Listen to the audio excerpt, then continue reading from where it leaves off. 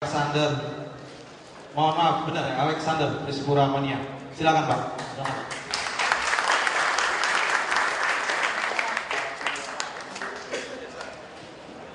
Terima kasih, selamat sore. Saya sampaikan kepada pengurus PSSI yang terhormat. Ke depan. Tanya Mas. Para supporter Indonesia tercinta. Oke, saya langsung aja ke pertanyaannya. Pertama, pembatalan pertandingan Persipura melawan Pahang FC. Apa alasan pertandingan dibatalkan?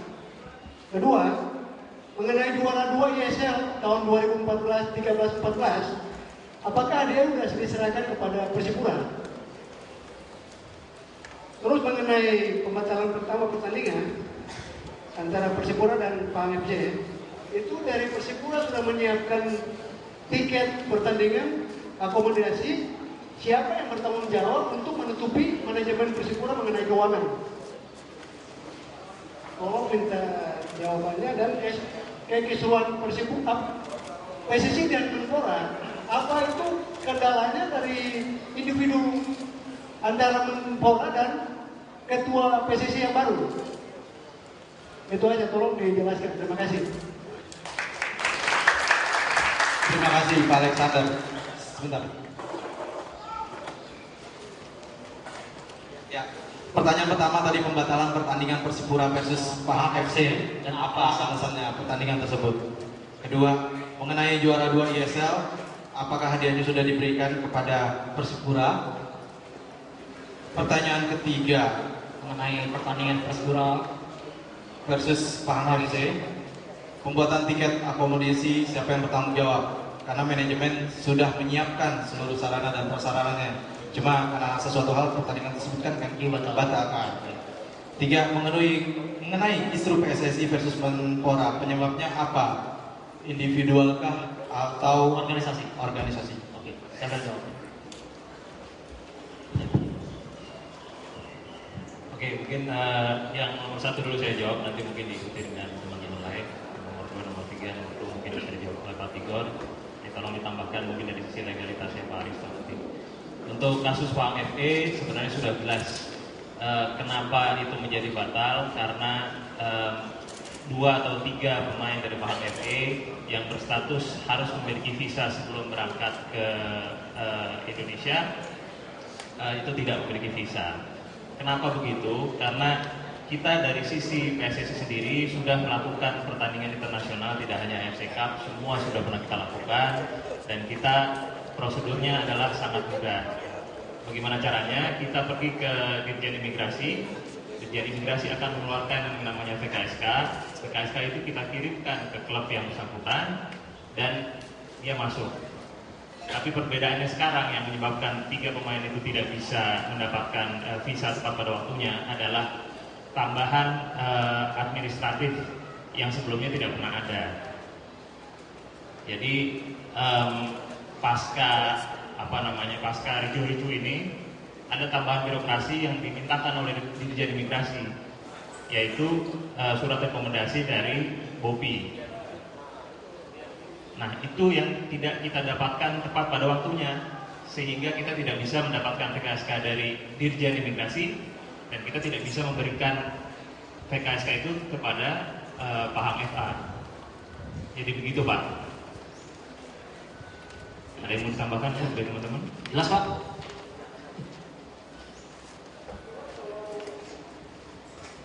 Mengenai 1/11 saya yang mewakili negara ya. Saya pikir itu segala manajemen segala pengurusan mengenai dia punya surat penjualan itu sudah lengkap ya. Jadi masalah pembatalan dari PMFC mengenai 3 pemain itu, saya pikir dia punya itu nggak masalah. Itu ada istilahnya ada kerikil yang mencegah itu supaya jangan sampai Persipura bertanding. Kenapa Persib bisa main, Persipura nggak bisa main? Alasannya apa? Sudah menjadi pertanyaan yang mengganjal saya sendiri. Kenapa Persib bisa, Persipura tidak bisa? Itu sebenarnya jangan ditanyakan ke sini. Dari sisi PSSI sendiri secara administratif semuanya sudah kita lakukan. Jadi Dirjen Imigrasi semuanya sudah kita urus, baik Persipura maupun Persib. Tapi memang dari sisi waktu Persipura memang bertanding waktu itu lebih dulu daripada Persib. Nah, tapi sekali lagi tadi ada tambahan sisi administratif untuk pengeluaran PKSK itu yang sebelumnya tidak ada, dan itu yang membuat semuanya sulit. PSSI maupun pihak-pihak klub-klub yang iya, jadi ada tadi sudah saya jelaskan. Nah, dari BOPI itu ada tambahan administratif yang harus dilengkapi ke Ditjen Imigrasi yang sebelumnya tidak pernah ada, Pak. Saya sudah ratusan kali menyelenggarakan pertandingan internasional, semuanya baik-baik saja. Dan memang 3 pemain ini memang berstatus CH. CH itu harus melalui clearing house. Dan clearing house itu di Ditjen Imigrasi itu prosedurnya harus ada sidangnya setiap hari Selasa. Nah, tanpa surat BOPI itu aja sebenarnya sudah sulit. Tapi Ditjen Imigrasi dalam hal ini sangat membantu kita dan sudah berkali-kali. Dengan adanya permintaan surat BOPI ini, ya itulah timbul permasalahan itu. Oke. Intinya surat BOPI yang menghambat pertandingan tersebut. Mungkin dari Pak Alexander gimana, Pak? Ada benar? Oke. Perkenalan nama. Baik, terima kasih. Nama Ini saya Pak, Pak. Jadi. Baik, selamat sore, nama saya Segel Subrofek dari Persipura Mania Jakarta. Mengenai surat dari BOPI, saya pikir sebetulnya itu tidak perlu, sebab Persipura di sini membawakan nama baik bangsa Indonesia. Ya, saya pikir tidak terlalu, dan bukan sekali Persipura bertanding untuk lawan kesebelasan dari luar. Ya, saya pikir sudah pasti sudah tahu lah. Nah, terus kenapa tiba-tiba BOPI itu harus begitu? Dan saya bertanya, BOPI itu apa itu BOPI? Soalnya BOPI selama ini kan kita baru kita dengan BOPI itu binatang apa itu BOPI? Itu saja dari saya, terima kasih. Saya bingung. Sebenarnya Pak Aswan saya pikir tidak bisa menjawab karena kami dari panitia sudah mengundang ya dari Menpora, BOPI, tim transisi, FDSI yang mungkin lebih pro ke sana katanya. Tapi bagi kami terbuka. Kami bukan memihak salah satu pihak, tapi sebenarnya kami ingin meluruskan dan kami ingin segera nonton sepak bola lagi, meramaikan stadion. Saya juga bingung nih Pak Aswan Karim, kira-kira bisa jawab nggak Pak? Mungkin saya minta bantuan dari Flor, tepatnya Pak Haryo. Mungkin Pak bisa bantu sedikit menjelaskan apa sebenarnya BOPI dan kewenangannya Pak terkait hal ini. Baik, selamat siang teman-teman semua. Atas izin dari Pak Sekjen, saya coba untuk menjelaskan. Saya sebetulnya bukan mewakili BOPI, tapi saya pernah menjadi pimpinan dari BOPI. BOPI adalah suatu lembaga yang tugas dan fungsinya sebetulnya memberikan bantuan kepada stakeholder olahraga apapun yang berhubungan dengan olahraga profesional. Namun demikian, belakangan ternyata BOPI kiprahnya sudah jauh melenceng dari tujuan pembentukannya. Oleh sebab itu, tadi mohon izin Pak Sekjen, saya menjelaskan pertanyaan Persipura. Sebenarnya simpel aja, Bung. Pertanyaannya, bahwa Persipura telah sering melakukan pertandingan-pertandingan internasional karena kualitasnya Persipura memang untuk di internasional. Bahwa PSSI juga sebagai induk organisasi sering menyelenggarakan pengurusan perizinan-perizinan yang juga dilakukan sebagaimana mestinya. Namun demikian, dengan adanya suatu kementerian yang dimana menterinya baru, lalu juga orang-orangnya juga baru, mereka belum menguasai aturan-aturan, jadi mereka sedikit banyak gerakannya, tindakannya, tingkahnya itu malah mempersulit pelaksanaan pemberian bantuan kepada stakeholder olahraga dalam hal ini sepak bola. Mengapa demikian? Tadi sudah dijelaskan oleh Pak Sekjen bahwa prosesnya itu sudah berjalan jauh sebelum rencana pertandingan Pahang itu datang. Jadi ketika ada pemberitahuan dari AFC bahwa Pahang akan bertanding di Indonesia, Persipura maupun PSSI sudah membuat apa yang seharusnya dikerjakan oleh Persipura dan PSSI. Namun demikian di last minute, di saat-saat terakhir, ternyata pihak Dirjen Imigrasi yang biasanya juga membantu kelancaran proses perizinan itu mempertanyakan surat yang harus dikeluarkan oleh BOPI. Karena apa? Karena adanya surat dari Kemenpora yang ditandatangani oleh Menteri untuk tidak melayani permintaan dari PSSI. Ini kelirunya daripada pemerintah. Karena pemerintah tidak boleh mengeluarkan surat yang mengacu kepada aturan-aturan yang tidak jelas, apalagi sampai menyebar luasan kepada institusi negara lainnya. Pemerintah hanya bisa menghukum kepada PSSI, ANSI, ataupun hanya khusus yang bidang olahraganya saja. Semua administrasinya dia tidak boleh mengatur-ngatur, karena imigrasi bukan bawahan Kemenpora. Tetapi ini yang terjadi, imigrasi karena menjaga sesama institusi pemerintah, akhirnya di saat-saat terakhir imigrasi meminta tolong diadakan surat pengantar dari Bobi. Nah, saya melihat berkas-berkas yang diserahkan oleh Persipura, saya membaca runtutannya, itu ternyata memang ada satu miss di situ. Selisih 1 hari saja sudah sangat berpengaruh. Kenapa? Karena jam kerja di Persipura maupun di Jayapura maupun jam kerja di Jakarta berbeda. Oleh sebab itu selisih 1 hari inilah yang mempengaruhi tidak keluarnya permit terhadap 3 pemain Pahang yang seharusnya mendapatkan izin untuk bisa masuk wilayah Indonesia. Nah, setelah kejadian seperti itu, baru mereka semua tahu bahwa ada sesuatu yang keliru dalam proses penerbitan permit daripada imigrasi tersebut. Jadi jawabannya sudah jelas bahwa bukan dari PSSI, bukan dari Persipura, tapi karena ada ketentuan baru yang dikeluarkan oleh Kemenpora untuk berkoordinasi sama Bobi, inilah yang akhirnya menghambat. Mengapa demikian? Karena pada hari Jumat seharusnya surat itu sudah keluar, tetapi personel Bobi yang seharusnya menangani pembantuan daripada fasilitas ini ternyata tidak ada di tempat. Akhirnya baru dikeluarkan hari Sabtu, di mana hari Sabtu imigrasi libur dan Persipura juga ada selisih jamnya. Jadi miss yang sedemikian rupa seharusnya tidak perlu terjadi, akhirnya terjadi karena apa? Karena adanya kesalahan manajemen daripada pemerintah dalam hal ini Kemenpora dan Bobi dalam berkoordinasi memberikan pelayanan kepada stakeholder sepak bola di tanah air. Demikian penjelasan saya, Pak Sekjen. Terima kasih.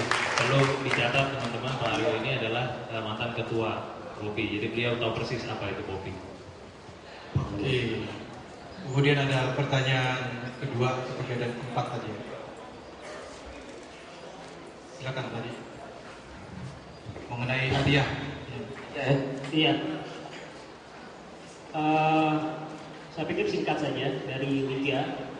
Seluruh hadiah musim kompetisi 2014 yang lalu sudah dibayarkan kepada klub yang berhak untuk menerimanya, baik ASL maupun divisi utama dan ASL Under 21. Terima kasih. Mengenai kisruh antara PSSI dan Menpora, itu apakah individual atau organisasi atau bagaimana? Karena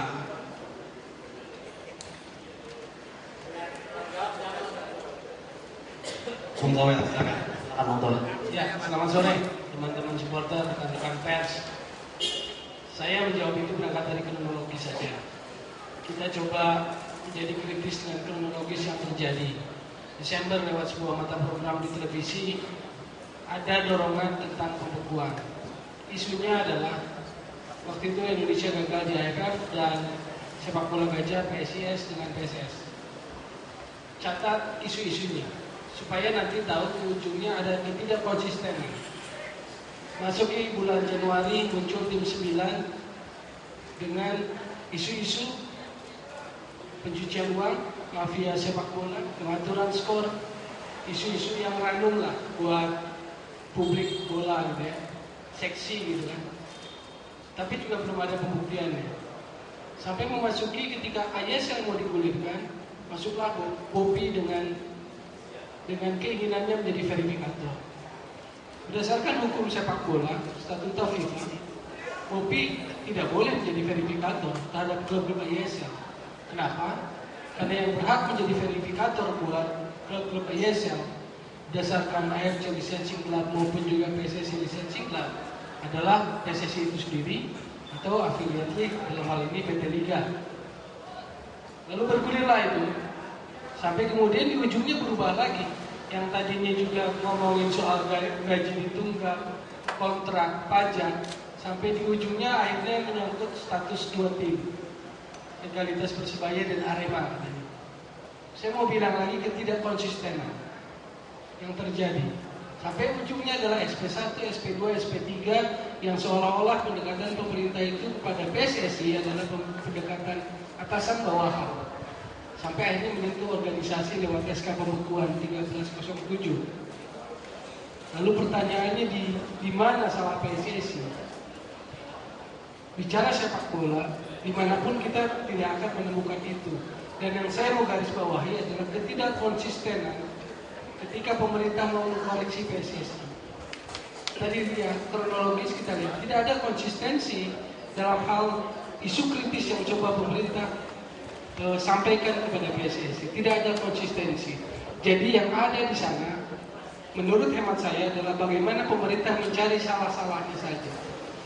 Jadi apakah ini sebuah niat memperbaiki atau memang niat yang sudah terencana untuk yang disebut tadi itu membekukan PSSI? Karena membekukan itu sudah mulai muncul di sebuah acara program televisi 10 Desember 2014 dan itu kejadian waktu berdasarkan suratnya katanya 17 April sehari sebelum KLB, walaupun surat itu baru beredar ketika KLB berlangsung tanggal 18 dan terjadilah sampai saat ini. Menurut saya sepak bola harus firm pada titik sepak bolanya. Ketika kita dikoreksi terhadap sepak bola, kita harus fair terhadap itu. Jadi kalau ditanya apa yang mendasarinya, buat saya itu yang terjadi. Ini kronologis, ini fakta. Teman-teman supporter boleh bersikap kritis, teman-teman pers boleh bersikap kritis. Itulah yang terjadi. Tidak ada konsistenan sejak awal. Kita lihat isunya selalu berubah-ubah. Jadi sebetulnya itu adalah bagian dari upaya yang memang sudah dari awal ada dalam kepala pemerintah dalam hal ini Menpora menurut saya, yaitu ingin membekukan PSSI. Bahkan sampai sanksi FIFA turun pun mereka tidak bergeming. Jadi menurut saya mau kasih pandangan tentang sepak bola, kita harus firm pada sepak bola. Itulah koridor yang terjadi, mulai dari kronologis yang terjadi. Yang saya mau kasih background saja buat teman-teman, kita pernah turbulensi 2011-2012. 2013 itu berakhir lewat KLB unifikasi. Bulannya bulan Maret, tanggalnya saya agak lupa, tapi yang pasti Maret 2013 lewat KLB unifikasi, karena kita pernah turbulensi, ada dualisme liga, ada dualisme organisasi, di sana berakhir. Dan kita berharap seharusnya kita menatap untuk membangun sepak bola kilometer 0. Tapi apa yang terjadi teman-teman? Mulai tahun ini 6 bulan terakhir diputar balikan lagi semuanya. Jadi mungkin itu dulu penjelasan saya buat rekan-rekan wartawan dan juga rekan-rekan supporter. Pak Negara, silakan. Pak Negara, silakan. Terima kasih. Assalamualaikum warahmatullahi wabarakatuh. Waalaikumsalam. Pak Doel tadi kuliah. Buat teman-teman supporter kan harus jelas. Dari menteri itu belum 3 bulan udah punya niat. Sebelum jadi menteri dia udah punya niat untuk membuka PSSI. Kalau nggak percaya buka YouTube. Sekarang bisa dibuka YouTube-nya. Kata-katanya begini. Waktu ditanya oleh Najwa, kapan itu mau dilakukan? Dia bilang tunggu, enggak. Saya butuh waktu yang tepat. Jawabannya adalah jauh sebelum, kalau bicara soal niat dan kemauan, jauh sebelum saya menerima petisi, saya sudah ingin membukukan PSSI. Buka YouTube sekarang. Jadi jelas kalau pertanyaan tadi apakah ini pribadi ataukah ini persoalan kenegaraan, ini persoalan pribadi. Catat itu buka di YouTube sekarang. Berarti ada buktinya ya Pak.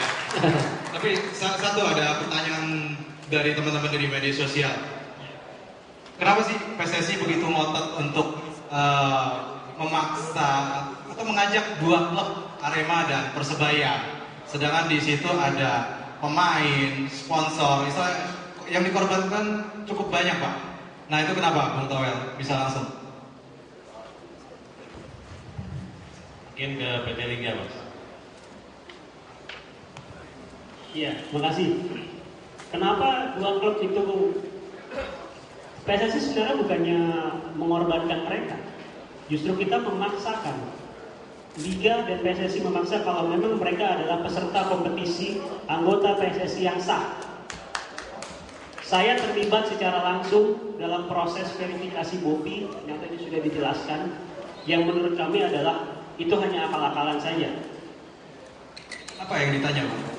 Apakah NPWP atau apa sih yang... Ya, NPWP, akta pendirian itu kan bagian dari aspek legal yang sebenarnya klub-klub sudah memenuhi unsur itu. Tapi kalau kemudian ditanya sudah bayar pajak atau belum, kemudian itu menjadi alasan klub tidak boleh ikut kompetisi, itu sesuatu yang tidak masuk akal menurut kami. Khusus Arema Persebaya, saya ada di satu momen di mana kami, BOPI, Liga dan masing-masing klub kita berbicara tentang apa sebenarnya masalah yang ada di dua klub itu. Jadi bukan selama ini yang mereka verifikasi sebenarnya. Mereka lebih mempertanyakan tentang aspek legalitas dan di situ mereka sepakat. Khusus tentang aspek legalitas, masalah sengketa itu bukan ranah BOPI, bukan ranah Liga Indonesia maupun ranah PSSI. Dan itu kesepakatan yang kita ambil di Bogor waktu itu. Kita sampai harus datang ke BOPI, membawa dua klub ini, Arema dan Persebaya, kita ketemu di satu ruangan khusus. Mungkin ini belum terekspos ya, tapi kami harus menyampaikan ini. Itu kesepakatan yang ada di kami, Arema waktu itu diwakili oleh Mas Darmaji. Sepakat. Sudah dijelaskan semua proses, semua dokumen dibawa, tapi mereka justru memaksakan diri untuk, ya sudah, bersengketa aja kalian. Itu sesuatu yang lucu yang menurut kami, dan kami bergeming untuk tidak dalam posisi itu. Dan itu sepakat. Untuk hal legalitas, masalah sengketa, itu bukan ranahnya kami. Khusus Persebaya, pada saat kita bertemu di DPR dengar pendapat umum yang pertama, posisi Persebaya tidak termasuk dalam kategori D. Nah ini juga agak tidak konsisten tadi seperti Bung Tawel bilang gitu. Kategori A, kategori B, kategori C. Tiba-tiba di DPR ada kategori baru, kategori D. Saya nggak tahu itu dari mana, kita nggak tahu dari mana, tapi kita tetap respect dengan apa yang sudah kita lakukan untuk menjaga kompetisi dapat tetap berlangsung. Dan itu di forum itu Persebaya Surabaya tidak pernah masuk ke dalam kategori D. Saat-saat terakhir sebelum pengumuman di BOPI, ada Pak Jamal juga mungkin jadi saksi di situ. Kami berkomunikasi dengan BOPI. Mereka hanya minta satu dokumen yang berisi tentang SIUP kalau tidak salah.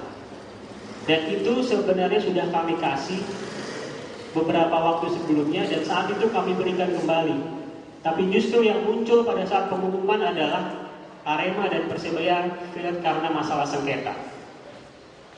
Jadi sebenarnya apa yang dilakukan kemarin itu semua akal-akalan saja. Kalau kita mau bicara jujur, PSSI hanya meloloskan 3 klub sebagai klub profesional. Tapi apa kompetisinya berhenti? Tidak kan? Tetap kita berkompetisi dengan 18 klub. Sebenarnya musim ini ada 20 klub. Tapi Liga melakukan verifikasi khusus terhadap aspek keuangan yang membuat itu berkurang menjadi 2 klub. Jadi secara aturan yang ada di PSSI maupun di Liga, proses verifikasi sudah kami jalankan dengan sangat baik. Tapi butuh proses bagi klub untuk dapat bertransformasi. Kita tahu tadi ada masa turbulensi. Kita sebenarnya ada di titik 0. Pada saat kita mulai 2013, kita mulai dari awal lagi. Begitu kita masuk ke musim kedua, musim ketiga untuk unifikasi, tiba-tiba kita dikejutkan dengan hal-hal yang membuat kita terpuruk lagi sekarang. Dan ini lebih parah menurut pandangan kami daripada tahun-tahun sebelumnya. Jadi kalau mau tahu alasan-alasan kenapa Arema Persebaya, justru kita yang berjuang. Karena mereka adalah anggota PSSI yang berhak untuk ikut kompetisi. Dan mereka sudah berdarah-darah untuk bisa sampai di level tertinggi di ASL. Dan sampai kapanpun kami Liga maupun PSSI akan berjuang untuk tetap posisi mereka tidak terganggu oleh apapun yang terjadi di internal maupun di eksternal kita. Mungkin itu. Terima kasih. Singkat saja Bang. Tadi disebutkan masalah gaji. Sebenarnya gaji pemain 2014 secara keseluruhan sudah lunas atau belum? Iya, kalau masalah gaji itu internal antara klub dengan pemain. Jujur kita sudah melakukan verifikasi terhadap seluruh klub yang mau berkompetisi. Ada 2 klub yang gagal pada saat itu, Persik Kediri dan Persiwa Wamena, yang kita drop keikut sertaan dari kompetisi. Tapi bukan berarti gaji itu tidak masih ada hutang yang ada beberapa klub yang masih memiliki hutang terhadap gaji pemain. Jadi kalau pertanyaan seperti tadi ya masih ada beberapa klub yang memang berhutang terhadap pemain. Oke. Bang, terakhir ini Bang, karena waktunya singkat Bang. Ini masalah gaji pemain juga, berhubungan dengan masalah gaji pemain.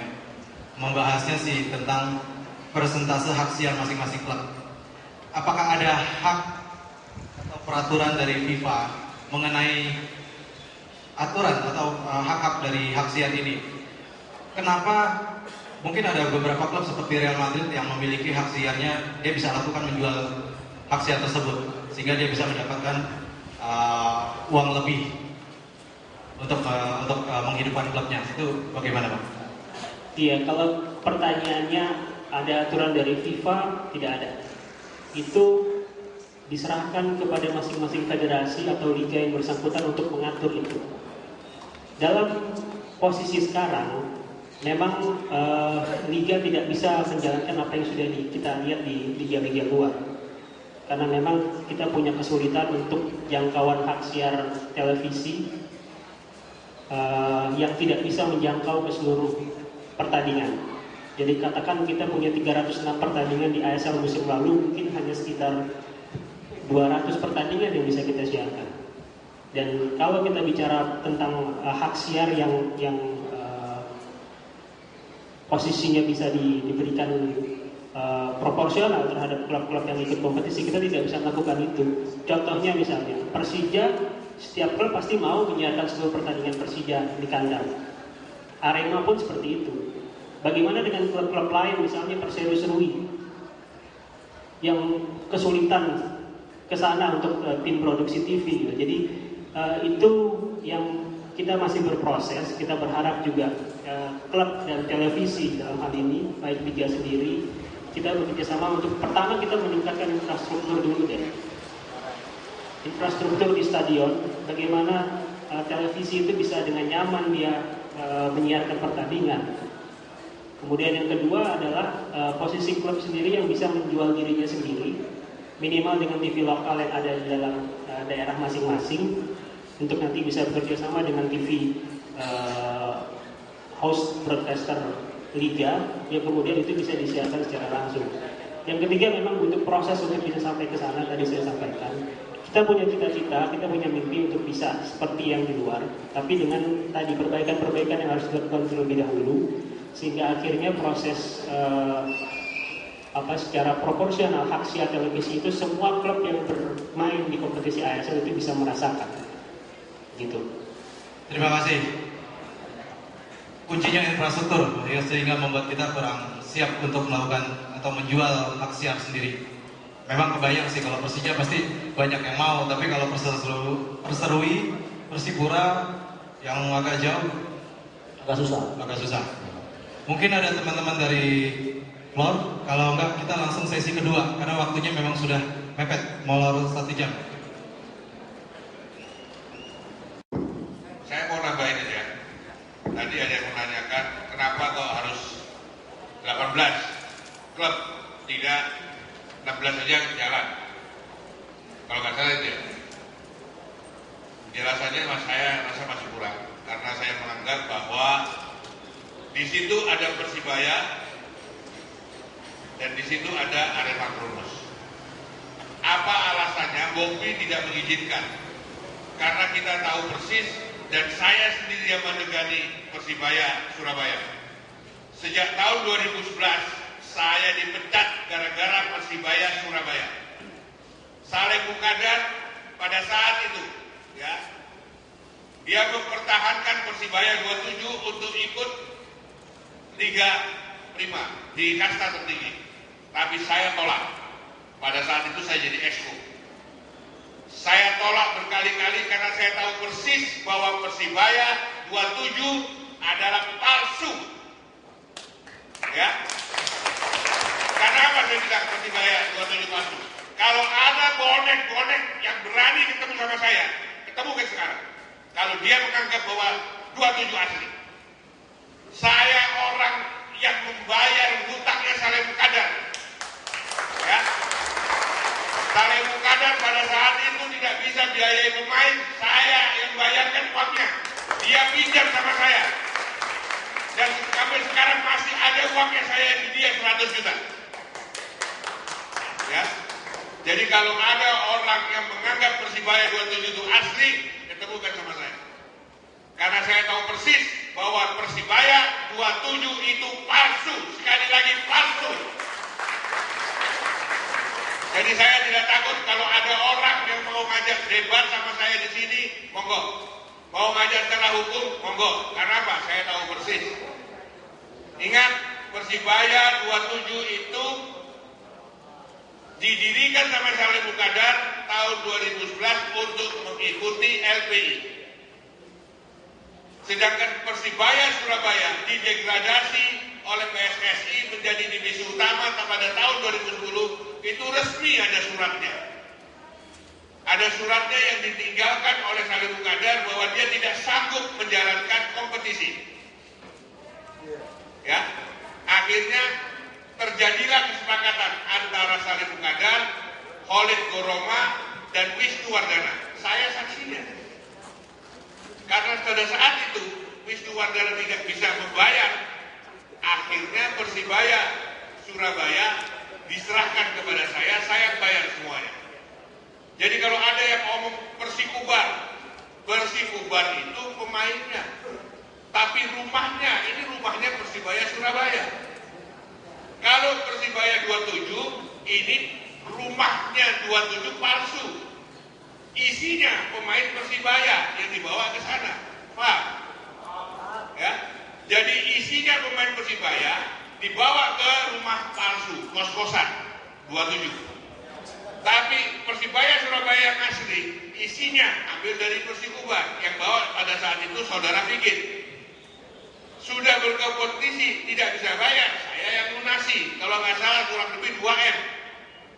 Akhirnya Persibaya divisi utama itu diserahkan kepada mitra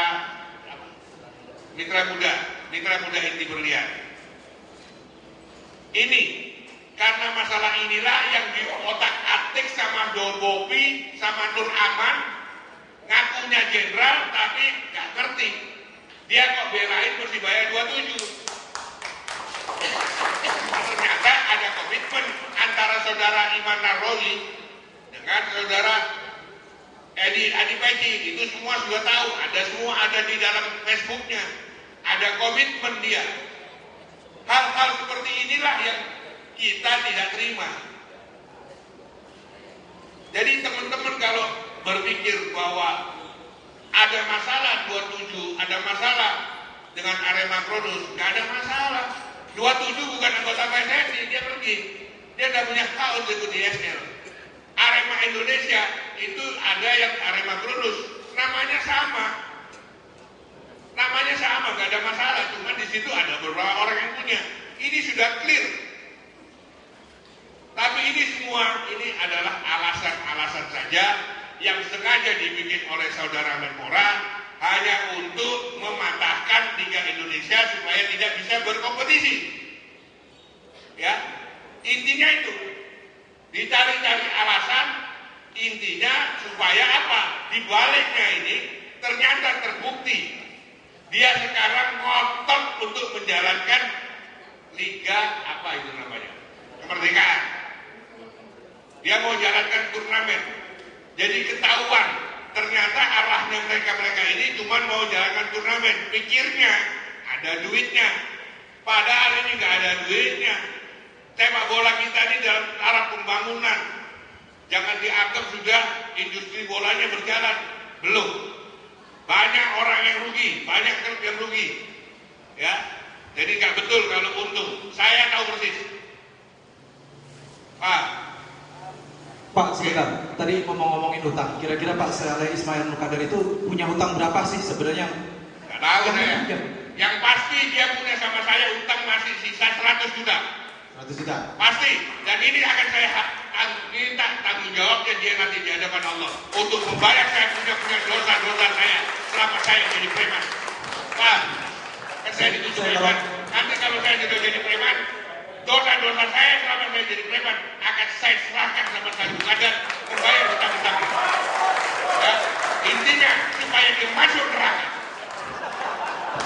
kalau ngomong-ngomongin utang sama yang di atas saya ngeri Pak. Loh, kenapa harus ngeri? Saya berani ngomong sama Tuhan. Ini saya ngomong sama Tuhan.